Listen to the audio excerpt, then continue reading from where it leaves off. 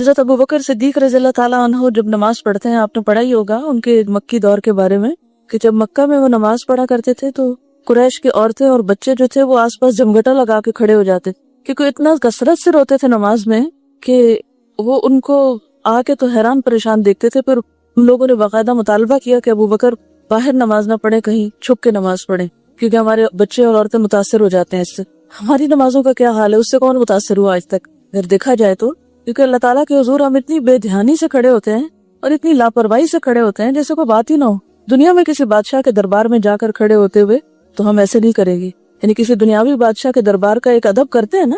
اگر آپ کسی ایسی جگہ پر جائیں جو آپ کو بہت امپریس کر رہی ہو تو آپ کیا کبھی کانشیس ہوئے یا ایسے ڈھیلے ڈھالے چلتے جاتے ہیں؟ کبھی آپ کو کسی ایسی جگہ پر جانے کا اتفاق ہوا ہے، کوئی دنیا کے کسی بڑے مقام پر، کسی محل میں، کسی ایوان صدر میں، یا کسی ایسی جگہ پر کسی کو ہوا آپ میں سے؟ جی، کہاں گئی تھی آپ؟ قومی اسمبلی کا جو ایوان ہے اس میں گئی تھی۔ اندر جا کر آپ کی کیا فیلنگ تھی؟ یعنی عام لائف سے ایک ٹوٹلی چینج فیلنگ تھی؟ اور کوئی؟ جی ہاں، یہ کہتے ہیں کہ پرائم منسٹر ہاؤس جانے کا ان کو اتفاق ہوا تو ایک مروبیت کی کیفیت ہوتی ہے، اور آپ نے دیکھا ہوگا کہ اس وقت ہماری چال، ہمارے ایکشنز، ہماری گفتگو، ہماری نگاہیں، سب پہ فرق پڑتا ہے یا نہیں؟ یعنی وہاں پر جو سارے وردی میں لوگ کھڑے ہوتے ہیں یا پروٹوکولز ہوتے ہیں وہاں جو بھی، تو ان کی وجہ سے بھی ہمیں محسوس ہوتا ہے کہ لوگ ہمیں دیکھ رہے ہیں، واچ کر رہے ہیں، کیا پتا کوئی کیمرہ ہی لگا ہوا ہو یا کچھ۔ تو ہم ہر جگہ پر بہت محتاط ہو کر کھڑے ہوتے ہیں، لیکن جب ہم اللہ پاک کے حضور کھڑے ہوتے ہیں، نہ ہمیں فرشتوں کے دیکھنے کا کوئی احساس ہوتا ہے، نہ خود اللہ تعالیٰ کے دیکھنے کا کبھی احساس ہوتا ہے، نہ ہماری نگاہ پہ فرق پڑتا ہے، نہ ہماری کیفیت پہ فرق پڑتا ہے، نہ ہمارے انداز پہ۔ بس پڑھ لیتے ہیں، نماز پڑھ لی تو ٹھیک ہے۔ ہر وقت انسان کی ایک بہت اچھی کیفیت نہیں بھی ہو سکتی، کبھی انسان تھکا ہوا ہوتا ہے، کبھی انسان بیمار ہوتا ہے، وہ تو ایکسیپشنل صورتیں ہیں ہی۔ لیکن اگر خشوع کی کیفیت ایکسیپشنل بن جائے، کبھی ونس اے ایئر ہو جائے تو بڑی بات سمجھے ہم، تو یہ کوئی پسندیدہ بات تو نہیں ہوگی نا۔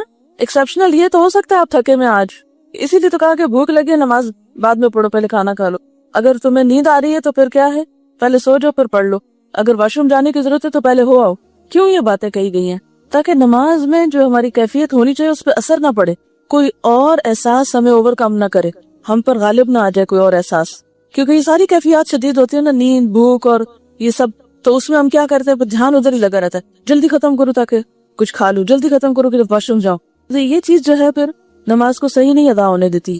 یہ کوئی اور گھر کا کام ہے، یہ کچھ، تو اس میں ایٹ لیسٹ جو فرض نماز ہے، چلے سنت نفل میں آپ صلی اللہ علیہ وسلم سواری پر بھی نفل پڑھ لیتے تھے، بیٹھ کے بھی پڑھتے تھے، جدھر منہ گھومتا وہ بھی اچھا ہونا چاہیے، لیکن ایٹ لیسٹ جو فرض ہے، ڈیوٹی ہے نا، فرض کس کو کہتے؟ ڈیوٹی کو کہتے۔ ڈیوٹی تو ڈیوٹیفل ہو کے ادا کرنی چاہیے نا، کانشیس ہو کر ادا کرنی چاہیے۔ تو ہم سب کو اس کی کوشش تو کرنی چاہیے، احساس تو کرنا چاہیے، چلے نہ ہو سکے وہ ایک الگ بات ہے۔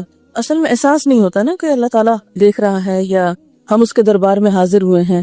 میں اس میں سے ایک آدھ حدیث پڑھ کے پھر اس کی وضاحت آپ کے ساتھ کرتی، پھر بیچ میں آپ ڈسکشن کریں۔ بسم اللہ الرحمن الرحیم۔ آج ہم ذکر کریں گے کچھ ان اعمال کا جو ہمارے گناہوں کو دھونے کا ذریعہ، جس سے ہمارے گناہ صاف ہوتے ہیں یا دھلتے ہیں یا معاف ہوتے ہیں۔ تو گویا جہاں ہم ایک طرف غلطیاں کرتے ہیں وہاں دوسری طرف ساتھ ساتھ کفارہ بھی کرنا چاہیے، تاکہ کوئی چیز ہمارے پارٹ پہ جمع نہ ہو اور ہمیں بوجھل نہ کر دے۔ حضرت حمران جو حضرت عثمان رضی اللہ عنہ کے غلام تھے، وہ بیان کرتے ہیں انہ رآ عثمان دعا بوضوء فافرغ علی یدیہ من انائہ فغسلہما 3 مرات ثم ادخل یمینہ فی الوضوء ثم تمضمض واستنشق واستنثر ثم غسل وجهه 3 ويديه إلى المرفقين 3 ثم مسح برأسه ثم غسل كل رجل 3 ثم قال رأيت النبي صلى الله عليه وسلم يتودأ نحو وضوئي هذا وقال من تودأ نحو وضوئي هذا ثم صلى 2 لا يحدث فيهما نفسه غفر الله له ما تقدم من ذنبه۔ حمران جو حضرت عثمان کے غلام ہیں، انہوں نے دیکھا ہے حضرت عثمان کو کہ حضرت عثمان نے وضو کا پانی منگوایا اور اپنے دونوں ہاتھوں پر برتن سے پانی ڈالا۔ برتن سے کیسے؟ یوں، ٹھیک ہے، برتن سے پانی ڈال، بیچ میں نہیں ہاتھ ڈالے، بلکہ کیا کیا، برتن سے پانی ڈالا اور ان کو 3 مرتبہ دھویا۔ ایک دفعہ ڈالا، دھویا، پھر ڈالا، دھویا، پھر ڈالا، دھویا۔ اب آپ جب ٹیپ کھولتے ہیں تو آپ کیا کر سکتے ہیں، اب بار بار ٹیپ کھول کے دھو کے پھر ٹیپ بند کرنے اور اس میں تو ٹائم ضائع ہو جائے گا، تو آپ کیا کر سکتے ہیں، بس اتنا ٹیپ کھولیں کہ جس سے اتنا پانی گرے کہ آپ آرام سے اس میں 3 دفعہ آپ مل کے، یعنی انٹینشنلی آپ کیا کریں، कम से कम 3 दफा उसको मल ले। पानी आपका खुला हुआ, क्योंकि उनका पानी खुद नहीं गिरता था ना, इसलिए उन्होंने एक दफा डाला, धोया, फिर डाला, धोया, फिर यानी एक दफा मल कर जो कुछ उस पे आया उसे बहा दिया, फिर मल के फिर बहा दिया, फिर बहा दिया। तो आप पे तो ऊपर से पानी बह रहा है, लिहाजा आप उसको साथ साथ मलते जाएं और साथ साथ यानी दोनों हाथों को आप कम से कम 3 मरतबा मल ले। फिर अपना दायां हाथ पानी में डाला, यानी वो बर्तन ऐसा होगा ना कि जिसमें से अगर हर दफा उंडेले पानी तो क्या है, गिर जाएगा। तो उन्होंने अब हाथ धुल गए तो बर्तन के अंदर ही पानी में हाथ डाल लिया। इसके बाद कुल्लू की और नाक में पानी चढ़ाया और नाक को झड़ा। आप लैलो नहार में बहुत कुछ ये पढ़ चुके हैं, मुझे इसकी वजाहत इस वक्त नहीं करना, लेकिन जब ये मौसम बदलता तो अक्सर लोगों को जुकाम वगैरह हो जाता है। तो पिछले हफ्ते मुझे भी अचानक अटैक हुआ, और मुझे जब होता है जुकाम तो एक हफ्ता तो कुछ बात ही नहीं, बहुत लंबा जाता है, बढ़ाना वो बहुत मुतासर होता है।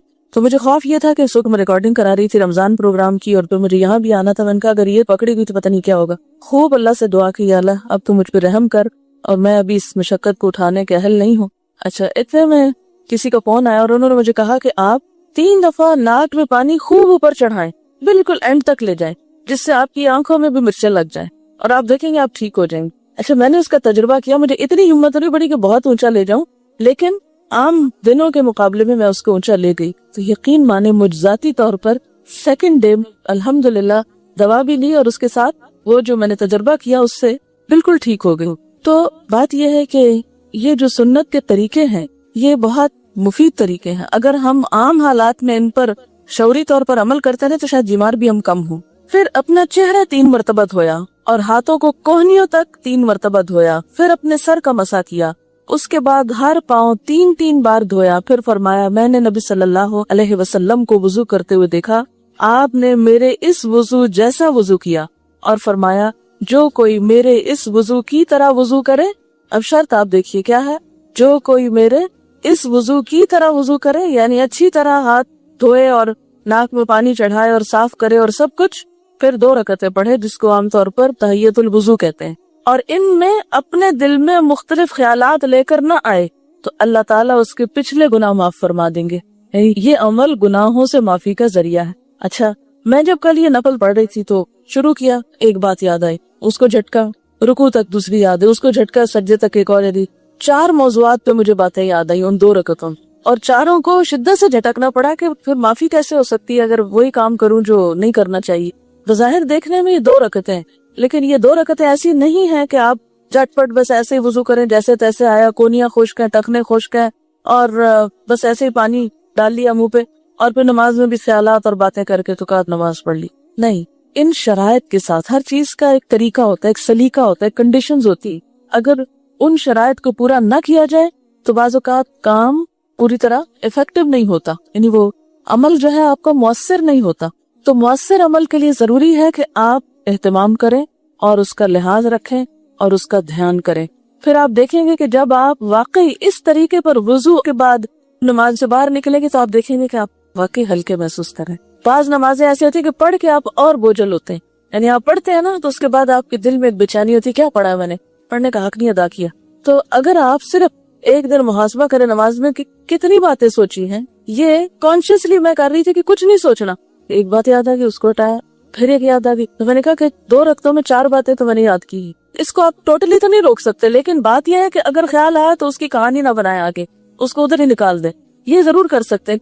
तजुर्बा किया मैंने, जब छटक दिया तो फिर हट गई वो बात, लेकिन जब हम उसी में ही खो जाते हैं तो फिर पता नहीं चलता कि पढ़ क्या रहे हैं। एक और रिवायत में अल्फाज यूं हैं, फलम्मा तवद्दअ उस्मान क़ाल अला उहद्दिसुकुम हदीसन लौला आयतुम मा हद्दस्तुकुमूहु समिअतु अन्नबिय सल्लल्लाहु अलैहि वसल्लम यक़ूल ला यतवद्दअ रजुलुन यहसिनु वुदुअहु व युसल्ली अस्सलाता इल्ला गुफिर लहु मा बैनहु व बैन अस्सलाति हत्ता युसल्लियहा क़ाल उर्वतु अल-आया इन्नल्लज़ीना यक्तुमून मा अंज़लना मिनल बय्यिनाति वल हुदा मिन बअदि मा बय्यन्नाहु लिन्नासि फिल किताबि उलाइका यलअनुहुमुल्लाहु व यलअनुहुमुल लाइनून। सही बुखारी की रिवायत है। हजरत उस्मान रज़ियल्लाहु ताला अन्हु जब वुजू कर चुके तो कहने लगे, मैं तुमको एक हदीस सुनाता, अगर कुरान की एक आयत न होती तो मैं तुमको हदीस न सुनाता। अब मैंने आपसे शायद पहले भी जिक्र किया था कि जो आप सीखें उसको शेयर किया करें दूसरों के साथ। یہاں بھی وہ اپنا علم شیئر کر رہے ہیں، اور ساتھ ہی کیا کہتے ہیں کہ اگر قرآن پاک میں یہ آیت نہ ہوتی تو میں تم کو نہ بتاتا. اور وہ آیت کیا ہے آگے ہم دیکھتے ہیں. پہلے وہ حدیث سناتے ہیں، میں نے نبی صلی اللہ علیہ وسلم کو فرماتے ہوئے سنا، جو شخص اچھی طرح سے وضو کرے اور اس کے بعد نماز پڑھے تو جتنے گناہ اس نماز سے دوسری نماز کے پڑھنے تک ہوں گے وہ بخش دیے جائیں گے. عروہ نے کہا کہ آیت یہ ہے.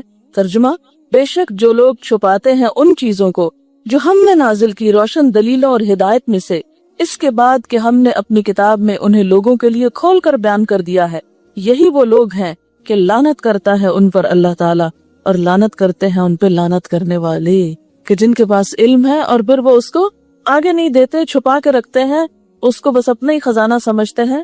تو ایسے لوگ اللہ کی رحمت سے دور ہوتے ہیں. تو کہتے ہیں چونکہ قرآن میں یہ آیت ہے اس لیے میں تمہیں یہ حدیث بتا رہا ہوں. اور واقعی ان آیات نے صحابہ کرام کے اندر ایسا زبردست جذبہ پیدا کیا ہوا تھا کہ وہ کوئی بھی چیز جو انہیں معلوم تھی وہ اس کو اپنے اوپر ایک امانت سمجھتے اور آگے پہنچاتے. اور اگر آپ دیکھیے کہ وہ نہ پہنچاتے تو کیا علم ان تک ہی بس نہ ہو جاتا، ختم نہ ہو جاتا؟ آج ان چیزوں سے ہم کیسے فائدہ اٹھاتے؟ اور اگر آج ہم اپنے پارٹ پر ان کو آگے نہیں پہنچاتے تو دوسرے لوگوں تک کیسے بات پہنچے گی؟ انہیں کیسے پتا چلے گا؟ وہ کیسے فائدہ اٹھائیں گے؟ ان کی آخرت کیسے سنورے گی اگر ہم ان باتوں کو آگے نہیں کنوے کریں گی؟ لہٰذا آسان طریقے سے کسی کتاب کی شکل میں، کسی کیسٹ کی شکل میں، خود بول کر، کچھ بھی، کوئی بھی طریقہ ہو کہ جس کے ذریعے آپ علم کو آگے سے آگے پہنچائیں، تو یہ سب کام اللہ کی رحمت کو پانے کا ذریعہ ہے. بہرحال خلاصہ یہ ہے کہ ہر نماز اگر صحیح طریقے پر ادا کی جائے، یاد رکھیے شرط ہے اس میں، صرف نماز پڑھنا ہی نہیں، اگر نماز صحیح طریقے پر ادا کی جائے، صحیح وضو کے ساتھ، تو وہ نماز کفارہ بن جاتی ہے ان غلطیوں کا جو پچھلی نماز کے بعد سے اب تک کی گئی تھی. تو اس سے آپ دیکھیے کہ نماز کا کتنا بڑا فائدہ ہمیں پتا چلتا ہے، کتنا عظیم فائدہ ہمیں پتا چلتا ہے نماز کا، کہ وہ گناہوں کی معافی کا ذریعہ ہے. تو آج کم از کم آپ کوشش کریں کہ کل یہاں آنے سے پہلے اچھا سا وضو کر کے 2 نفل صلاۃ التوبہ کے اور وقتاً فوقتاً پڑھ لیا کریں. روز تو پڑھنا مشکل ہوگا شاید، روز اگر اپنے وقت کی نماز جو ہے اس کو کم از کم اچھا کر لیں، اور اس میں سے بھی فرض کو کم از کم اچھا کر لیں ٹو سٹارٹ وتھ. کیونکہ ایک دفعہ فرض ٹھیک ہو گئے نا تو انشاءاللہ آگے بھی آپ دیکھیں گے پھر مزہ ہی نہیں آتا دوسری طرح نماز پڑھنے کا. تو اس پہ انشاءاللہ العزیز وہ جو دلوں کے بوجھ ہیں وہ ہٹیں گے اور کچھ بیلنس ہو جائے گا معاملہ، کہ جو غلطیاں کر رہے ہیں اس کا ساتھ ساتھ کچھ صفائی ستھرائی ہو جائے. کبھی بھی گناہوں کو ٹالے نہیں گا، پھر کر لیں گا، پھر ہو جائے گا. ابھی بڑی مصروفیت، تو زندگی کا کون سا حصہ ہے جس میں انسان مصروف نہیں؟ ہر حصے کی الگ مصروفیات. تو پھر اس کے ساتھ ساتھ ہی ہم کو عبادات کرنی ہے، ٹھیک. اور خصوصاً یعنی عام دنوں میں تو اگر آپ اپنے فرائض وغیرہ اچھے سے ادا کرتے ہیں، لیکن جب کبھی کوئی خاص غلطی ہو جائے جس سے آپ پریشان ہو اٹھیں، تو پھر اس وقت حل کیا ہے؟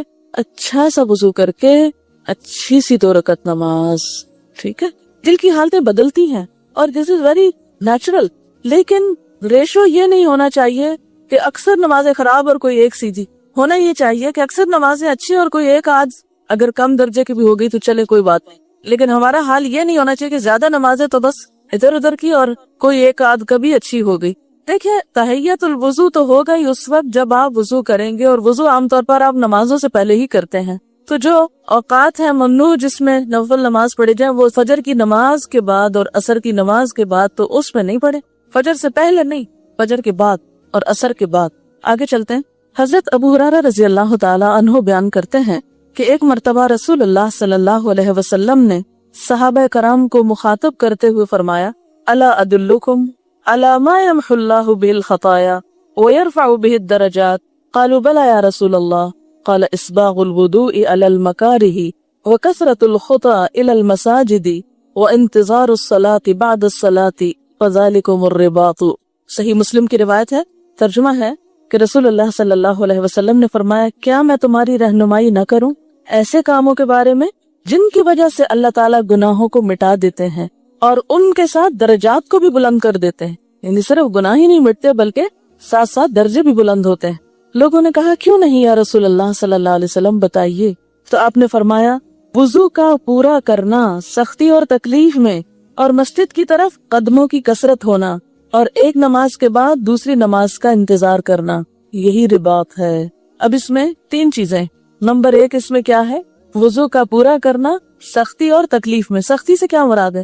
جیسے سردی، ایسی بیماری جس سے انسان تھوڑا سست ہو جاتا ہے थकावट, आपने देखो कि थकावट के बाद तो इंसान और चुस्त हो जाता है वजू करके, और सफर जब पानी कम होता है, बुढ़ापा के इंसान जब जवान होता है तो काम आसान होते हैं, फिर आहिस्ता आहिस्ता मुश्किल होती चली जाती है, तो भी इंसान ऐसी चीजों की अगर पाबंदी करता है तो वो उसके लिए गुनाहों का कफारा है। अब देखिए कि वजू वैसे भी मैल कुचैल दूर करता है ना इंसान के जिस्म की, तो ना सिर्फ ये है कि जिस्मानी मैल कुचैल दूर करता है, बल्कि उसके एक एक कतरे के साथ गुनाह भी झड़ रहे होते हैं मुख्तलिफ आज़ा। हाथों को धोने से हाथों के, चेहरे को धोने से चेहरे के, कुल्ली करने से जबान के, पाँव को धोने से पाँव के। दूसरी चीज, नमाज की तरफ कदम उठा के जाना है, खासतौर पे मर्दों के लिए जैसे मस्जिद जाते हैं तो वो महसूसी करते हैं घर में पढ़ लेते हैं, तो कदमों का सवाब तो गया। तो हर कदम पर गुनाह मिटते हैं और हर कदम पर दर्जे बुलंद होते हैं। ये आप अपने छोटे भाइयों को घर में जाके बता सकते हैं। छोटे भाइयों का लफ्ज़ मैंने खास तौर पर बोला है, छोटे बच्चों को, इसलिए हो सकता है अगर आप बुजुर्गों को कहें तो वो आपसे खफा हो, तभी आप में जरा हिम्मत इतनी नहीं है खफा करने की लोगों को, इसलिए है छोटों से शुरू कर लें जो आपकी बात सुन लें, फिर आहिस्ता आहिस्ता उनको कहें और बड़े वैसे सुनते रहें। मुखातिब इनको कर लें, वो इनडायरेक्टली सुन लेंगे। और तीसरी चीज, एक नमाज के बाद दूसरी नमाज का इंतजार, यानी दिल में बार बार ख्याल आना चाहिए, अच्छा नमाज का वक्त तो नहीं हो गया। एक होता है इंसान इतना गाफिल, परवाह ही ना हो कि नमाज का वक्त कब होगा और कब नहीं, और एक ये कि दुनिया का काम करते हुए भी ध्यान किधर हो, कहीं नमाज ना चली जाए, कहीं नमाज लेट ना हो जाए। ये जो फिक्र होती है ना, ये भी इसी में शामिल हो जाती है। तो ये रिबात है। और रिबात क्या होता है? सरहदों की हिफाजत के लिए जब रातों को जागते हैं मुजाहिद, तो उनके लिए बेपनाह अजर है। सूरत आल इमरान के आखिर में था या अय्युहल्लज़ीना आमनू अस्बिरू वसाबिरू वराबितू। तो उस रिबात में कई चीजें आती हैं। बुनियादी माना तो उसका सरहदों की हिफाजत है, असला बांध के और तैयारी के साथ, लेकिन ये काम भी कुछ कम नहीं है, एक नमाज के बाद दूसरी नमाज का इंतजार। और खवातीन के लिए खास तौर पर जाहिर है कि वो और तो कोई ऐसा काम नहीं कर सकती, तो वो कम से कम एक नमाज के बाद दूसरी नमाज का इंतजार तो कर सकते। और ये गुनाहों की माफी का जरिया है। यानी ये जो आपका ख्याल रहेगा ना कि नमाज पढ़नी है, ये नमाज की याद आते रहना। अब जिससे उसने कज़ा करनी हो नमाज, उसको तो ये ख्याल नहीं आ सकता ना। जो नमाजों की पाबंदी ना करता हो उसको तो ये ख्याल नहीं आएगा कभी। मुस्लिम की एक और हदीस है जिसमें हजरत अम्र बिन अबसा के इस्लाम लाने का वाक़या बयान हुआ है। उसके आखिर में अम्र बिन अबसा नबी सल्लल्लाहु अलैहि वसल्लम से ये अल्फाज नकल करते हैं, मैंने अर्ज किया अल्लाह के रसूल सल्लल्लाहु अलैहि वसल्लम मुझे वुजू के बारे में कुछ फरमाइए। तो आपने फरमाया, जब तुम में से कोई अल्लाह का बंदा वुजू का पानी लेकर कुल्ली करता है और नाक में पानी डालता है और नाक को झाड़ता है तो उसके चेहरे, मुंह और नथनों के सब गुनाह झड़ जाते हैं। फिर जब वो मुंह धोता है जैसे अल्लाह ने उसे हुक्म दिया है तो उसके चेहरे के गुनाह रुखसारों के किनारों के रास्ते झड़ जाते हैं। फिर जब अपने हाथ कोहनियों तक धोता है तो गुनाह उसके हाथों की उंगलियों की पोरों के रास्ते पानी के साथ ही झड़ जाते हैं। फिर वो अपने सर का मसा करता है तो सर के गुनाह बालों की नोकों के रास्ते पानी के साथ गिर जाते हैं। फिर वो अपने दोनों पांव टखनों तक धोता है तो दोनों पांव के गुनाह उंगलियों के पोरों से पानी के साथ गिर जाते हैं। फिर अगर वो खड़ा हुआ और उसने नमाज पढ़ी और अल्लाह की तारीफ की और खूबियां बयान की और बड़ाई बयान की जैसा कि उसकी शान के लायक है, और अपने दिल को खास अल्लाह ही के लिए खाली रखा, हर एक में शर्फ क्या है, वही जो हम पूरी नहीं कर पाते। जब इतनी हदीस हम पढ़ते ना, अच्छा एक नमाज के बाद दूसरी नमाज गुनाहों की माफी का जरिए, हम कहते हैं हम तो माफ हो गए, हमारा तो साफ हो गया सब, लेकिन जो शर्त है वो हम कितनी पूरी करते हैं। देखिए ना, उस शर्त को पूरा करना भी जरूरी है। दिल को अल्लाह के लिए खाली कर लिया, इसकी प्रैक्टिस की मजीद जरूरत होगी हम सबको। इसी के लिए फरमाया क़द अफ़लहल मुमिनून अल्लज़ीना हुम फ़ी सलातिहिम खाशिऊन, यकीनन फलाह पा गए वो मोमिन जो अपनी नमाजों में खुशू इख्तियार करते हैं। तो खुशू में सबसे पहली बात यह है कि दिल अल्लाह के लिए खालिस हो, और फिर ये कि अल्लाह की तारीफ और खूबियां बयान, ये जो हम पढ़ते हैं ना, सुब्हानक अल्लाहुम्मा व बिहम्दिका व तबारक अस्मुका व तआला जद्दुका व ला इलाहा गैरुक, रुकते हैं कभी उसमें? सच बोलिए, रुकते हैं उस? कैसे पढ़ते हैं उसको? पढ़िए जरा दिल नहीं, मैंने ऐसे नहीं कहा ऊंचा नहीं पढ़ने को, जैसे नमाज में पढ़ते हैं जरा इस वक्त वैसे ही बेशक हाथ बांध ले और जरा देखें अल्लाह की तारीफ की और खूबियां बयान की और बड़ाई बयान की जैसा कि उसकी शान के लायक है। ऐसे करते कितने दिन हो गए हैं कि सुभानक अल्लाह के तर्जुमे पे एक दफा गौर नहीं किया? सच बताइए, नहीं करते ना? अव्वल से आखिर पढ़ जाते हैं। वो जो बचपन का रट्टा लगाया हुआ है, एक दफा गाड़ी चलती है तो रुकती उसी वक्त है जब सलाम हो जाता है, रुकते नहीं है, सोचते नहीं है।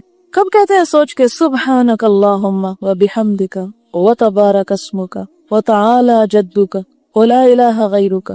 रुकते, माना जानते ही, गौर नहीं करते क्या पढ़ना है।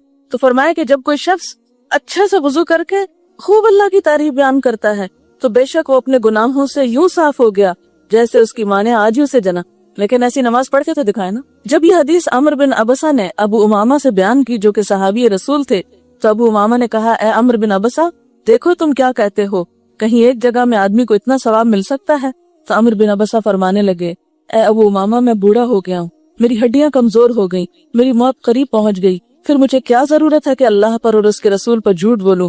اگر میں نے یہ رسول اللہ صلی اللہ علیہ وسلم سے 1 2 3 بار بلکہ 7 بار بھی سنا ہوتا تو کبھی بیان نہ کرتا، لیکن میں نے اسے اس سے بھی زیادہ بار سنا۔ اس سے ایک اور بات پتہ چلتی ہے، اور وہ کیا کہ یہ باتیں نبی صلی اللہ علیہ وسلم اپنے صحابہ کو بار بار بتاتے تھے۔ تو ہو سکتا ہے یہ حدیثیں آپ نے پہلے بھی سن رکھی ہوں، پڑھ رکھی ہوں، لیکن ہم سب کو عمل کے لیے اپنے علم کو تازہ کرنے کی ضرورت ہوتی ہے۔ تو آج کا عمل کیا ہے؟ اچھا سا وضو، اچھی سی نماز، اور اچھی نماز سے مراد دل خالی کر کے اللہ کے لیے خوب اللہ کی تعریف۔ جو نماز میں بار بار وسوسے آتے ہیں نا، تو اس وقت بھی دل کی طرف توجہ کر کے 3 دفعہ تھتکار دے، اعوذ باللہ بھی پڑھ سکتا ہے اور تھتکار دے۔ تھتکارنے کا مطلب کیا؟ تھوکے پھینکنا نہیں، بلکہ منہ سے جیسے تھو تھو تھو کرتے ہیں۔ اسی لیے ہم اکثر نماز میں روتے ہیں۔ جب سے میں یہاں آئی ہوں تو بہت چینج ہو گئی ہوں۔ جب میں سورۃ فاتحہ پڑھتی ہوں تو خاص طور پر ایک رونے کی کیفیت ہوتی ہے دعا میں، اور دعا میں بھی، لیکن لوگ حتیٰ کہ میرے والدین بھی کہتے ہیں کہ اپنی کسی غرض سے رو رہی ہے، یہ اپنی کوئی دعا مانگ رہی ہے وغیرہ۔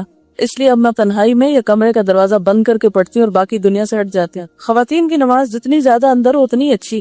میں نماز کو اونچی آواز میں پڑھتی ہوں، لوگ مجھے اس پہ ڈانٹتے ہیں کہ اس طرح نماز پڑھنے کی ضرورت نہیں، دل میں پڑھنی چاہیے، لیکن نماز کو اونچی آواز میں نہ پڑھوں تو میں اس کو خشوع و خضوع کے ساتھ نہیں پڑھ سکتی، تو میں کیا کروں؟ اس میں آپ دیکھیں کہ آپ صلی اللہ علیہ وسلم ایک دفعہ جا رہے تھے تو حضرت عمر کو دیکھا کہ وہ زور زور سے نماز پڑھ رہے تھے اور حضرت ابوبکر بالکل خاموش ہو کے پڑھ رہے تھے، تو آپ نے کیا فرمایا تھا کہ عمر تم تھوڑا کم کر لو اور ابوبکر تم تھوڑا اونچا کر لو۔ اگر اتنی صرف ہو کہ آپ کے اپنے کان سن رہے ہیں پھر تو ٹھیک ہے، اور اگر اتنی ہو کہ پورا گھر سن رہا ہے تو وہ ٹھیک نہیں ہے۔ تو حضرت عمر نے بھی یہ کہا تھا کہ میں شیطان کو بھگا رہا ہوں اس کے ذریعے، یعنی زور زور سے پڑھ کے۔ تو بالکل خاموشی سے نماز نہیں پڑھنی چاہیے، تھوڑا سا زیر لب اگر آپ بول کے پڑھیں گے تو اس سے انشاءاللہ زیادہ فائدہ ہوگا۔ نماز میں خشوع کے لیے 2 چیزیں مجھے اچھی لگتی ہیں، مثلا نماز سے پہلے کوئی نیکی کا کام کر لیں، مثلا صدقہ یا سلام یا مسکرا کر کسی سے بات یا تکلیف دہ چیز ہٹانا، اور دوسرے کہ نماز کا وقت مقرر کر لیں۔ میں نے 2 رکعت نماز 5 منٹ میں پڑھنی ہے یا 4 رکعت 8 منٹ میں پڑھنی ہے، کیونکہ نمازوں میں خشوع آنے کی ایک وجہ وقت کی قلت کا احساس رہتا ہے کہ ٹائم ختم ہو گیا یا میں نے ابھی فلاں اور فلاں کام کرنا، لہٰذا جلدی جلدی نماز پڑھوں۔ جی ہاں، یہ مناسب ہے کہ مثلا آپ کو اگر معلوم ہے کہ آپ 10 منٹ نماز کے لیے دے سکتے ہیں آرام سے، تو اس میں پھر آپ پریشان نہیں ہوگے۔ نماز کے دوران بھی آپ کو یہ ہوگا کہ اتنا ٹائم ہے میرے پاس، یعنی اپنے آپ کو ایک سپیس دے کے پھر نماز شروع کریں۔ ہمارے علاقے میں جو مسجد ہے وہاں سنت کے مطابق نماز نہیں پڑھی جاتی، اور علاقہ اتنی دور ہے کہ کوئی اور مسجد پاس نہیں، تو ایسی صورت میں کیا کرنا چاہیے؟ ایسی صورت میں وہاں جا کر نماز پڑھیں۔ نماز تو اپنی پڑھنی ہے، ایک طرح سے امام کے پیچھے چاہے کھڑے ہوں لیکن اپنی نماز پڑھ رہا ہوتا ہے، اس لیے مسجد کے ساتھ جڑ کے رہنا زیادہ بہتر ہے۔ آپ کا آنا جانا وہاں لگا رہے گا تو آپ ان کو بھی کوئی اچھی بات بتائیں گے۔ اگر آپ کٹ جائیں گے اور چھوڑ دیں گے اور جائیں گے ہی نہیں تو وہ اپنے غلط کام کرتے رہیں گے اور آپ اپنے اجر سے محروم رہیں گے۔ یعنی امام جو کچھ بھی کرتا ہے لیکن اس کی نماز کا اثر نمازیوں پہ نہیں پڑتا، کیونکہ نمازیوں کی اپنی نماز ہوتی ہے۔ امام تو صرف لوگوں کو جمع کرنے کے لیے ہوتا ہے، باقی ہر شخص کی اپنی نماز ہے۔ وہ نہیں سنت کے مطابق پڑھتے، آپ سنت کے مطابق پڑھیں، لیکن مسجد نہ چھوڑیں۔ یہ لکھتے ہیں، میں کل کی کلاس کے بعد اپنی کنڈیشن شیئر کرنا چاہوں گی کہ پہلے ایک بوجھ اور عجیب سی بوریت رہتی، چھوٹی چھوٹی باتیں اور خواہشیں جنہوں نے میری زندگی پر اس قدر سایہ کیا ہوا تھا کہ گویا بہت زیادہ دکھی اور پریشان میں ہی ہوں۔ لیکن کل کی کلاس اور ساتھ قرآن کی تلاوت نے مجھے شدت سے اس کا احساس دلایا، کیا میری زندگی کی بے چینی اور پریشانی یہ نہیں ہونی چاہیے کہ میرا رب مجھ سے کتنا راضی ہے اور کیا میں نے اس کے بندی ہونے کا حق ادا کیا ہے؟ بہت سے سوال اٹھنے پر میں نے اپنا راستہ خود اپنے لیے ہموار کیا ہے اور اب میرا دل اتنا مطمئن ہے کہ پہلے کبھی نہ تھا۔ میں نے شعوری طور پر اللہ کی قرب کی کوشش شروع کی ہے، وہ تبھی ہوگا جب میں اللہ سے محبت کروں گی، کیونکہ اللہ کی محبت تو اس سے محبت کیے بغیر نہیں ملتی۔ لکھا ہے کہ I felt very high about myself and it seems that the list of the sins I have committed is endless. I wonder will I be forgiven؟ بالکل یہ نسخہ اسی لیے تو آج آپ کو بتایا ہے تاکہ کل کا جو آپ کے اوپر ایک احساس ہے اب اس سے باہر بھی تو آنا نا، اس کو طاری اس طرح نہیں کرنا ہم نے کہ ہم اس کی وجہ سے مایوس ہو۔ وہ احساس اس لیے کہ ہم اپنے گناہوں کو دیکھ کر پھر شعوری توبہ کی طرف آئے۔ عام طور پر ایسا تھا جب ہمیں یہ احساس نہیں ہوتا نا کہ ہم نے غلط کیا ہے تو پھر ہماری عبادات میں خوبصورتی بھی نہیں پیدا ہوتی، وہ دونوں چیزیں بے روح ہو جاتی۔ ایک طرف غفلت کیا ہے، غلطی کا احساس نہیں، اور دوسری طرف غفلت کیا ہے، نمازوں میں خوبصورتی یا عبادت میں خوبصورتی کا خیال نہیں۔ ہم سمجھتے ہیں ہم اتنا کچھ تو کر ہی رہے ہیں، نمازیں پڑھ ہی تو رہے ہیں، پھر اور کیا کرنا ہے ہمیں؟ تو نہیں، اگر غلطی کا احساس ہوگا تو ساتھ ہی ہمیں پھر اس کو دھونے کا بھی اسی درجے کا احساس ہو جائے گا، اور اللہ تعالیٰ کی رحمت تو ہر چیز پہ چھائی ہوئی ہے۔ کل کا لیکچر اس لیے نہیں تھا کہ آپ لوگوں کو مایوسی میں مبتلا کر رہے، وہ صرف اس لیے تھا کہ ہم اپنی غلطیاں دیکھنے کے قابل ہو جائیں، تاکہ نیکی کے وہ کام جن کو کرنے کا ہمیں کوئی خاص شوق نہیں ہے، جن کی طرف ہم شعوری طور پہ توجہ نہیں دے رہے، وہ توجہ ہماری اس طرف ہو جائے۔ یعنی اگر گناہوں کا احساس نہ ہو تو نماز میں خشوع نہیں ہو سکتا۔ کس لیے بھلا لائیں گے آپ نماز میں خشوع؟ تو اب یہ دونوں چیزیں ایک دوسرے سے ریلیٹ کر گئی ہیں نا، ایک طرف احساس ہے کہ مجھے معافی چاہیے، میں غلط کرتی ہوں، اور دوسری طرف ایک طریقہ مل گیا، اب انشاءاللہ اس سے زیادہ فائدہ ہوگا۔ کل جب یہ آیت آپ نے بار بار سنوائی، الذین یوفون بعہد اللہ ولا ینقضون المیثاق، تو میں سوچ رہی تھی کہ کون کون سے عہد ہیں جو ابھی تک میں نے پورے نہیں کیے تاکہ میں انہیں جلد پورا کر لوں۔ اسی دوران یاد آیا کہ الہدا میں داخلے کے دوران بھی میں نے ایک عہد کیا تھا جسے میں نے کافی حد تک پورا کرنے کی کوشش کی، امانت بھی جو پوری نہ کر پاتی، اگلے دن گروپ انچارج کو بتاتی، لیکن پھر بھی عہد کا حق ادا نہ کر سکی۔ اسی طرح پورے قرآن کی رائٹنگ کا جو کام دیا گیا وہ بھی نہ کیا۔ پلیز آپ مجھے اس عہد میں جو کمی ہوئی، جن امانتوں کو پورا نہ کر سکی، اس پر معاف کر دے، ورنہ مجھے ڈر لگتا ہے کہ کل آپ میری تھوڑی بہت نیکیوں میں سے بھی لے جائیں گی۔ ٹھیک ہے، آج تو آپس میں محبت ہے، لیکن کل سب کو اپنی فکر ہوگی۔ مجھے جواب ضرور دیجیے گا تاکہ میرے دل کو اطمینان ہو جائے۔ بات یہ ہے کہ وہ آپ نے میرے ساتھ نہیں عہد کیا تھا، وہ آپ نے اپنے رب کے ساتھ عہد کیا تھا، ایک طرح سے اس پر آپ اللہ تعالیٰ ہی سے معافی مانگے۔ لیکن ایک بات یہ ہے کہ ایسے جتنے بھی عہد ڈالے جاتے ہیں، یہ جتنی بھی امانت آپ کے لیے کہی جاتی ہے، وہ آپ ہی کے فائدے کے لیے۔ آپ دیکھیں، اگر آپ کو قرآن کا ترجمہ یاد نہیں تو آپ کو پتا آپ کتنے خسارے میں۔ کبھی آپ نے اس کا احساس کیا؟ ہمیں معلوم ہے کہ آپ سمجھتے ہیں یہ شاید ہمارا کوئی رول ہے یا قانون ہے جو آپ کے اوپر امپوز کیا جا رہا ہے اور آپ مصیبت میں پھنس چکے ہیں یہاں آ کر اور یہ بوجھ ڈال دیا امانتوں کا۔ یہ بات نہیں ہے۔ بات یہ ہے کہ قرآن کا ترجمہ پڑھ کے بھی کچا رہ جائے تو میں سمجھتی ہوں اس سے بڑا نقصان آپ نے کوئی نہیں کیا اپنا۔ اس تعلیم کے بعد سب سے زیادہ جو چیز آپ کے ٹپس میں ہونی چاہیے وہ قرآن کا ترجمہ ہے۔ کیوں؟ آپ پھر نماز میں پڑھیں، آپ اسی کی تلاوت سنیں، آپ حرم پاک میں جائیں، آپ کوئی بھی چیز کریں تو کلیئر یعنی اتنا واضح ٹرانسپیرنٹ ہو کے سب کچھ سامنے آنا چاہیے کہ کوئی جھول نہ ہو آپ کے اندر۔ بے حد ضروری۔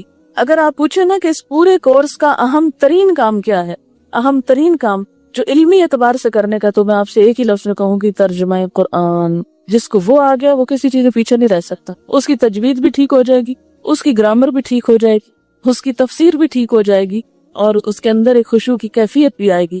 کیونکہ جب ترجمہ نہیں آتا تو ایک گلٹ آتی ہے اندر، ہے پتہ نہیں ساتھ کا مطلب کیا، پتہ نہیں میں نے صحیح سمجھا بھی کہ نہیں۔ لیکن اگر ترجمہ آپ کو ٹھیک نہیں آتا اور آپ تلاوت سن رہے ہیں اور آیت کچھ کہہ رہی ہے اور آپ کچھ سے کچھ بنا کے پتہ نہیں کہاں پہنچ گئے، تو وہ آپ کو خشوع کیا بنے گا، اس کا کیا نقشہ بنے گا؟ اس لیے میں تو آپ کو نہ دیکھتی اور نہ کچھ کہوں گی، لیکن یہ آپ ہی کے فائدے میں آپ کو یہ ذمہ داری دی گئی تھی اور دی گئی ہے کہ آپ اس کو اچھی طرح سے پورا کریں۔ یہ زندگی میں سال پھر نہیں آئے گا، آپ چاہے ٹیچر بن جائیں، چاہے آپ مبلغ بن جائیں، کچھ بن جائیں، لیکن یہ جو وقت اس وقت آپ کے پاس بحیثیت ایک طالب علم کے اس قرآن کو یاد کرنے کا ہے کہ آپ کو پڑھایا جاتا ہے، پھر آپ یاد کرتے، پھر سنا جاتا ہے، پھر ٹیسٹ ہوتا ہے، تو یہ گولڈن چانس ہے آپ کے پاس ترجمہ کو یاد کرنے کا۔ 10 باروں کے بعد پہلے اورل ٹیسٹ ہوتا تھا، گروپ میں ایک دن لے لیں، 5 باروں کے بعد اورل ٹیسٹ سادے قرآن پاک سے۔ اور تفسیر ہو رہی ہے نا، اور دیکھے کوئی لڑکی تھک گئی، تفسیر بند کرائے، کا آپ ذرا کھڑی ہو کے ساتھ پہ ترجمہ کریں، کہیں سے بھی پیچھے سے کھوا کے نہیں بلوایا، اور سب کے سامنے کروائیں۔ دیکھیے پھر یہ کیسی سیدھی ہوتی، انسانوں کے ڈر سے سیدھا کر لیں گی کہ ہے میری بےزتی ہو جائے گی، میں دوسروں کے سامنے ترجمہ غلط کروں گا۔ اس لیے آپ دیکھیے کہ اگر آپ کو ترجمہ صحیح آتا ہوگا نا، کوئی شخص کہیں مس کوٹ کرے گا آیت، آپ اس کو پکڑ لیں گے، آپ کیا کہہ رہے ہیں۔ پچھلے ہفتے لاہور میں ایک بچی سے ملاقات ہوئی، بیچاری تھوڑی سی ذہنی مریض بھی تھی، لیکن مجھ سے کہنے لگی کہ میں نے جب سے 17واں پارہ پڑھا تو میری دل کی حالت بدل گئی۔ میں نے کہا کیا حالت ہے؟ تو وہ جو بیچاری بتا رہی تھی، اللہ تعالیٰ اس پر رحم کرے اور اس کو عافیت دے اور ایمان کی سلامتی رہے، وہ کہنے لگی کہ یہ جو آتا ہے نا، اللہ یستفی من الملائکۃ رسلا ومن الناس، کہ اللہ چن لیتا ہے فرشتوں میں سے رسول اور انسانوں میں سے، تو کہتی ہیں یہاں لفظ الناس استعمال ہوا نا، تو اس میں عورتیں بھی آتی ہیں نا، اور مجھے ایسے لگتا ہے کہ مجھے بھی اللہ نے چن لیا ہے۔ تو میں نے کہا وہ تو ٹھیک ہے چن لیا، لیکن رسولن سے اس کا کیا تعلق ہے؟ رسالت تو ختم ہو گئی، نبوت ختم ہو گئی۔ تو میں نے کہا کہاں سے پڑھا آپ نے؟ آپ کو کیسے معلوم ہوا کہ آپ کو چن دے؟ کہتے میرے دل کہتا ہے۔ میں نے کہا تفسیر دل کے اوپر تھوڑی ہوتی ہے کہ آپ ایک آیت کا منمانا ترجمہ کریں اور پھر منمانی تفسیر نکالیں اس میں سے اور پھر کہیں یہ میرا دل کہتا ہے۔ میں نے کہا اس طرح تو میرا دل کچھ کہتا ہے، یہ 2-4 لوگ بیٹھے ہیں، ان سب کا دل کچھ اور کہتا ہے، تو اس کا مطلب یہ ہے کہ تفسیر قرآن پھر دل کے اوپر کی جائے، تو وہ نتیجہ کیا نکلے گا؟ اس کا قرآن ہے یا کھیل ہے؟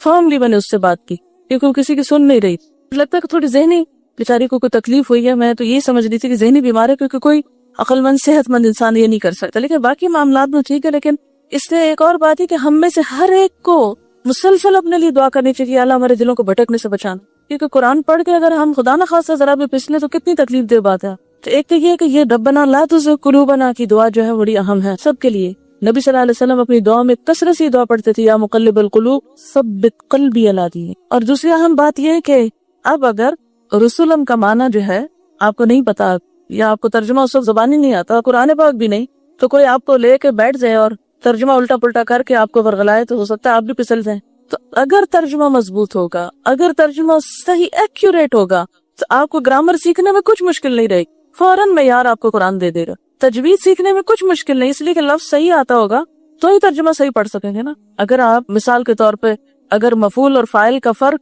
زبر اور زیر کے ساتھ جیسے ہوتا ہے باب فعل میں, اگر آپ ترجمہ صحیح پڑھ رہے ہیں تو رواں بھی ٹھیک ہی پڑھیں گے, پھر ناظرہ پڑھنے میں غلطی نہیں کریں گی. اس لیے جتنے بھی انچارجز یہاں بیٹھے ہوئے اور جو بھی آپ کے ٹیچرز ہیں, میں سب سے یہ ریکویسٹ کروں گی کہ اپنی پرائرٹی نمبر 1 پہ ترجمے کو رکھیں, اور اس میں کوئی کمپرومائز نہ کریں. اور اس میں صرف ہم سے نہیں, معافی مانگے, اللہ تعالیٰ سے بھی مانگے, لیکن یہ کہ اپنے اکیڈیمکس کو مضبوط ترین کریں. انہوں نے لکھا ہے کہ میں نے کل اپنی غلطیوں پر نظر ڈالی تو مجھے جو سب سے زیادہ غلطی محسوس ہوئی وہ میری ہر کام میں جلدی یا عجلت. اس کا اثر فرائض پہ بھی پڑتا ہے, ڈیوٹیز درست طریقے سے ادا نہیں ہو پاتی کیونکہ ہر کام میں جلدی جلدی کرنے کا خوف ہوتا ہے. مہربانی فرما کر میری رہنمائی فرمائیں کہ اس کو کس طرح کم کروں, کس طرح اصلاح کروں. بہت اچھا سوال ہے, اور آپ نے اپنے آپ کو بہت اچھی طرح پہچانا ہے. بہت سے لوگ صرف اپنے مزاج کی عجلت اور جلد بازی کی وجہ سے بہت سے غلط کام کر جاتے ہیں. رویوں میں بھی خرابی اسی وجہ سے ہوتی ہے. یعنی آپ نے کسی کی بات آدھی سنی اور آدھی تو سنی نہیں, اور آگے ذہن سے خود ملا لیا, جلدی کی نا آپ نے نتیجہ نکالنے میں. کسی کا سوال سنا نہیں, پہلے ہی جواب شروع کر دیا, ہوگی نا گڑبڑ. وہ کچھ کہنا چاہ رہا ہے, آپ نے کچھ اور سمجھا اور آپ اس کے ساتھ کچھ اور کرنے کو لگ گئے. اسی طرح اگر بات آپ کسی سے کر رہے ہیں اور تیز تیز بول رہے ہیں تو ہو سکتا ہے وہ آپ کی بات سمجھ ہی نہ پائے, اور اگر اس نے سمجھی نہیں تو وہ کام خراب کرے گا, پھر آپ اس پر ناراض ہوں گے. بس سرونٹ سے اگر آپ گھر میں جا کے انہیں کوئی کام کہتے اور جلدی جلدی جلدی جلدی بول کے ان کو بتا دیتے اور ان بیچاروں کے پلے کچھ نہیں پڑا, پھر تھوڑی دیر کے بعد آپ ایکسپیکٹ کرتے ہیں کہ جو آپ انسٹرکشن دے کے گئی تھی وہ کدھر ہیں, اور وہ نہیں ہوئی, تو پھر آپ ان کو غصہ کریں گے, تم سنتے ہی نہیں. تو قصور اس کا نہیں تھا, قصور ادھر تھا, اور ہم بلیم بھی اس کو کر رہے ہیں, غلطی کے اوپر دوسری غلطی کر رہے ہیں. تو اگر آپ غور فرمائیں تو یہ بالکل انہوں نے سچی بات کی ہے کہ ہماری بہت سی غلطیوں اور کوتاہیوں کی وجہ کو ہماری بدنیتی یا ہمارا کوئی بعض اوقات غفلت, سستی, یا وہ جو کل ہم نے اسباب لکھے تھے نا, وہ نہیں ہوتی, ہماری طبیعت کی جلد بازی ہوتی ہے. آپ نے تو ایسا لگتا ہے کہ نفس پہ ہاتھ رکھ دیا جسے بھی لکھا ہے, کیونکہ اگر آپ نماز جلدی جلدی پڑھیں گے تو کیا ہوگا, دل کو سکون آئے گا ہی نہیں. وضو جلدی جلدی کیا تو نہیں آئے گا. کام کوئی بھی جلد بازی میں کیا ہے, یعنی پڑھنے کا, تفسیر پڑھی ہے یا کچھ بھی, آپ کو بات سمجھ ہی نہیں آئے گی. مثلاً اگر آپ جم کے پڑھ رہے ہیں, غور سے پڑھ رہے ہیں, تو آپ کو اپنا لیسن سمجھ آئے گا. مثلاً علوم القرآن آپ پڑھ رہے ہیں, آپ تیزی سے ایک دفعہ پڑھ گئے, کوئی سمجھ نہیں آئی, پھر تیزی سے پڑھا تو وقت اتنا ہی لگ گیا, سمجھ آپ کے پلے کچھ نہیں پڑا. تو اب ضرورت کس بات کی تھی کہ آپ ذرا صبر کے ساتھ جم کے ایک پیراگراف پڑھتے, غور کرتے, سوچتے کیا پڑھا, پھر آگے چلتے, پھر سوچتے, پھر آگے چلتے. تو اگر ہم سب اپنی اس عادت پر قابو پا لیں, بہت سی مشکلات سے بچ سکیں. اچھا, ہم ایک دم پریشان ہو جاتے ہیں, ایک دم پینک ہو جاتے ہیں, ایک دم غصے میں بھر جاتے ہیں, یہ سب سے بڑی خراب. جی آپ انہوں نے بتایا کہ ان کے اپنے اندر یہ چیز بہت تھی, تو انہوں نے 2 چیزوں میں کوشش کی. ایک تو یہ کہ جیسے کلاس میں بیٹھتے ہوئے انہوں نے اپنے ساتھ عہد کیا کہ میں ہلوں گی نہیں, تو اس سے ان کے اندر پیشنس آیا. اسی طرح نماز کے اندر انہوں نے جب خشوع لانے کی کوشش کی تو اس سے بھی ایک پیشنس اور سکون ڈیولپ ہوا. آپ دیکھیں کہ کوئی صدمہ, کوئی بری خبر, کوئی ناپسندیدہ چیز, کوئی برا رویہ, اگر آپ اس کو سن کے تھوڑی دیر ٹھہر جائیں اور پھر اس کے بعد رسپونڈ کریں تو آپ دیکھیں گے زیادہ بہتر ہو. اور جتنے جلدی میں کام کریں گے سب, کیونکہ شیطان کو داخل ہونے کا موقع ہی وہاں سے ملتا ہے. جلد بازی بہت سی خطاؤں کا مجموعہ ہے. یہ سبب کسی کی کوئی بات سنی, فوراً کنکلوژن کر کے دوسری بات بول دیا, ہاں یہ تو فلاں اسی وجہ سے کر رہا ہوگا, ہاں بالکل ٹھیک ہے, کچھ سوچا ہی نہیں. تو اپنے آپ کو پاز نہ دینا, روکنا نہیں, ٹھہرنا نہیں. واقعی اگر ہم اس پہ کامیاب ہو جائے تو آپ دیکھیں گے بہت ساری غلطیاں خود بخود کم ہو جائیں. مشکل یہ ہے کہ خلق الانسان من اجل, یہ اتنا ہماری فطرت میں پڑا ہوا ہے کہ اس کمزوری پر خود سے قابو پانا واقعی ہمت کے کاموں میں سو. تجوید کی کلاس میں جس طرح آپ کو طریقہ سکھایا گیا تھا کہ نگاہیں قرآن پر اور کان آواز پر, اور پھر ساتھ ساتھ پینسل بھی رکھنی, اور زیر لب اپنے دل میں اس کو ساتھ ساتھ, جیسے دل میں ایک میزان قائم کرتے ہیں نا, یعنی بول کے تو نہیں پڑھنا مگر دل میں پڑھنا, تو اس سے بھی آپ دیکھیں گے کہ بہت ٹھہراؤ آتا ہے. ایک وفد آپ صلی اللہ علیہ وسلم کے پاس آیا اور اس میں کچھ لوگ تھے, تو انہوں نے کیا کیا, جو ہی سواریاں سے اترے جلدی دوڑ کے آپ صلی اللہ علیہ وسلم کے پاس پہنچ گئے. تو ان کے قبیلے کا جو سردار تھا اشج, وہ اترا اور اس نے کپڑے بدلے اور تیار ہو کر آپ کے پاس پہنچا. تو آپ صلی اللہ علیہ وسلم نے فرمایا کہ اے اشج، تم میں دو خصلتیں ایسی ہیں جنہیں اللہ محبوب رکھتا ہے، ایک حلم اور دوسرے آہستگی سے سوچ سمجھ کر کام کرنا۔ ایک ہے حلم، حلم کس کو کہتے ہیں؟ بردباری، اور دوسرے آہستگی سے سوچ سمجھ کے کام کرنا۔ یہ دو خصلتیں ان کو اللہ کی نگاہ میں بہت محبوب بنائی ہوئی تھی۔ اللہ تعالیٰ ایسے بندے کو دیکھ کے خوش ہوتا ہے، اور اگر یہ کیفیت بھی ہمارے اندر ہو نا کہ اگر ہم آہستہ یعنی اس کے ٹھہراؤ سے کام کریں گے تو ہم اللہ کے محبوب بنیں گے، تو خیر زبردست انسینٹیو ہے۔ اگر آپ کو تھوڑا سا بھی اس بات کی پرواہ ہے کہ آپ اللہ کی نگاہ میں کیسے ہیں، تو کبھی اس کی نگاہیں بھی اپنے اوپر محسوس کیا کریں اور فیل کیا کریں کہ آپ اس کی نگاہ میں ہیں، تو انشاءاللہ اس سے بھی آپ کی کیفیت دور ہوگی۔ اور یہ جو ہے نا حلم، حلم کہتا ہے بردباری کو برداشت کر جانا۔ کیسے برداشت کرنا؟ کسی نے کوئی سخت بات کہہ دی آپ کو، تو آپ نے جواب میں کیا کیا؟ برداشت کر گئے، اچھا کوئی بات، اس نے مارا کچھ آپ کو اور آپ لے گئے اپنے اوپر۔ اور آہستگی سے کام کرنا کہ سارا قافلہ اترتے ہی بھاگ کھڑا ہوا آپ کے پاس آ گئے دوڑتے دوڑتے، اور انہوں نے اپنی اونٹنی کو بٹھایا، اپنا سامان ایک جگہ رکھا اور آرام سے چل کے آپ صلی اللہ علیہ وسلم کے پاس آئے۔ تو آپ نے فرمایا کہ تمہارے اندر دو صفات ایسی ہیں جو اللہ تعالیٰ کو بہت پسند ہے، اور وہ سردار بھی تھے، قوم پہلے بھاگ نکلی۔ اب یہ حلم تھا نا ان کا کہ انہوں نے ان کو کچھ کہا نہیں، ورنہ تو مائنڈ کر جاتے اور ان کو ناراض ہوتے کہ یہ تم کیسے لوگ ہو، مجھے چھوڑ کے خود بھاگ نکلے ہو اور پہلے ہی پہنچ گئے۔ یہ بھی تو کر سکتے تھے، لیکن انہوں نے اس بات کو بھی برداشت کیا اور دوسرے اپنے طریقے کے مطابق آرام سے پہنچے۔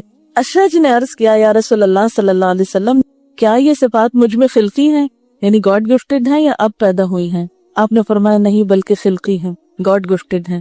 یہ تو اللہ کا انعام ہے نا، جس کو مل جائے، اور جس کو نہیں ملے وہ نہ پریشان ہو، وہ کوشش کر کے لائے تو انشاءاللہ اس کا اجر زیادہ ہے نا۔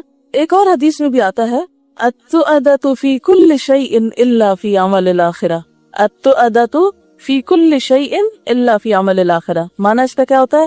ہر چیز میں ٹھہراؤ اور آہستگی سوائے آخرت کے عمل کی، اس میں فاستبقوا الخیرات ففروا الی اللہ، لیکن باقی چیزوں میں ٹھہراؤ۔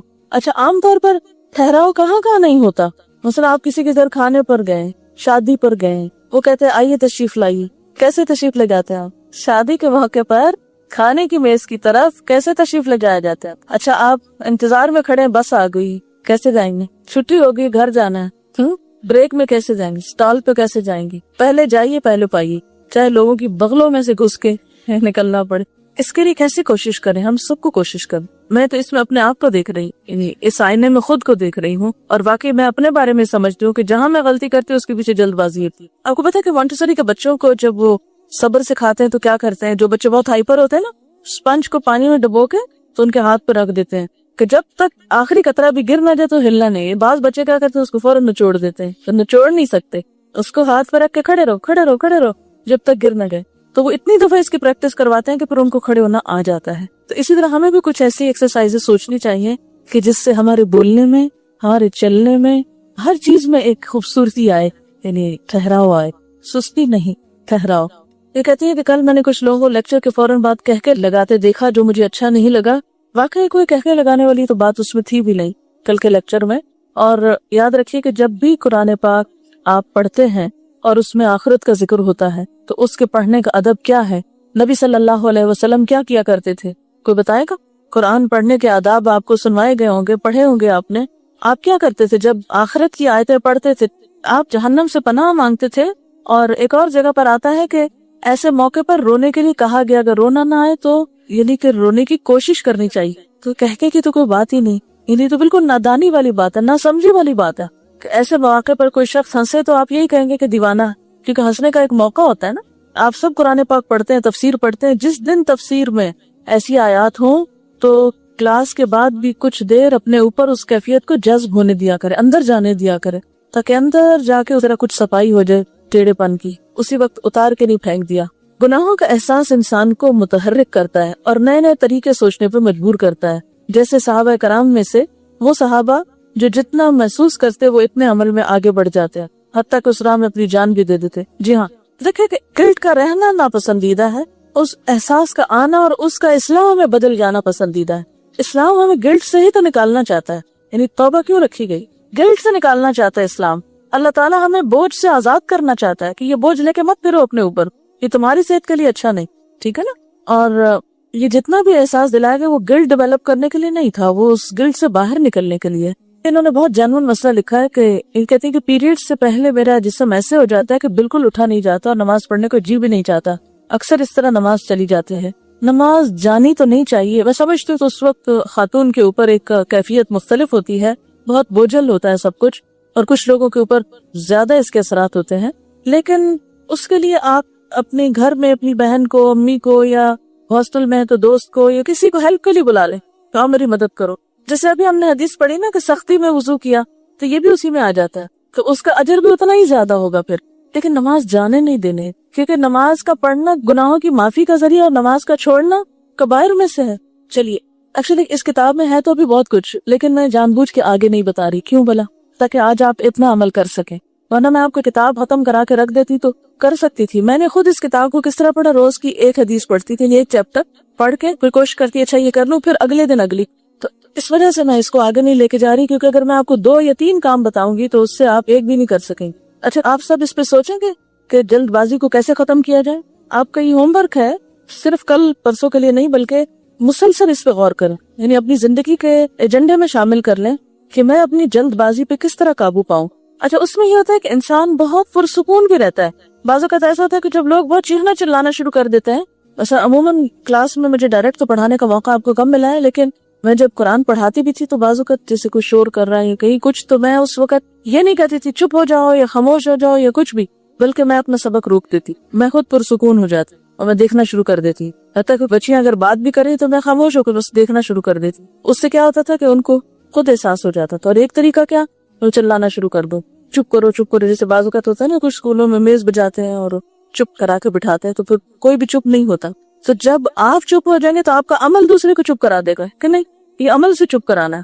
ایک تو یہ کریں کہ جب لوگ شور کر رہے ہوں یا لوگ آپ کے اوپر غصہ کر رہے ہوں یا لوگ آرگیو کر رہے ہوں, تو اس وقت آپ کیا کریں, سلو ڈاؤن ہو جائیں, ٹھنڈے پڑ جائیں, اپنے آپ کو ٹائم دیں. جب غلطی ہو تو اس کو انالائز کریں کہ کیوں ہوئی یہ. بعض اوقات ہم خود تو اپنے اوپر قابو پاتے ہیں اور دوسرے پینک کی کریٹ کر دیتے ہیں. وہ جلد بازی کرتے, جلدی کرو, جلدی نکلو, جلدی, دیر ہو گئی. بچوں کی ایک سرٹن ایج ہوتی ہے, اس میں مختلف طرح سے انہیں ڈیل کرنا پڑتا ہے. ہر کچھ عرصے کے بعد بچوں کا مزاج بدل جاتا ہے, اس لیے ایک اچھی ماں ہونے کے لیے آپ کو خود تربیت کی ضرورت ہوتی ہے. تو بچوں کے مزاج کے ساتھ ساتھ آپ کو خود اپنا مزاج کا بھی جائزہ لینا پڑتا ہے. کچھ روز پہلے جو میرا بیٹا ابھی 10 سال کا نہیں ہوا, ہونے والا ہے, اسکول میں ٹیچر سے کہتا ہے کہ مجھے پریفیکٹ بننا ہے. تو اس نے کہا کہ آپ اپنا ہیئر کٹ ٹھیک کراؤ. خیر فوراً گئے, بال ٹھیک کرائے. پھر اس کے بعد اس نے کچھ اور شرائط بھی بتائی کہ آپ لیٹ نہیں ہو سکتے, آپ اسکول ٹائم پر آئے, آپ کا ہوم ورک ٹھیک ہونا چاہیے, آپ کا یہ سب شرائط اس نے پوری کر دی. اب یہ ہوا کہ صبح کے وقت تیاری میں اس نے کچھ دیر لگانی شروع کر دی. 2 دن تو میں اس کے بہت پیچھے تھی, کہ مجھے فکر یہ تھا کہ اگر اس کا بیج واپس چلا گیا تو اس کے اوپر بہت برا اثر پڑے گا, یعنی اس کو شوق لگے گا. میرا فرض بنتا ہے کہ میں اس کو جلدی تیار کر رہا ہوں. اچھا میں اس کے پیچھے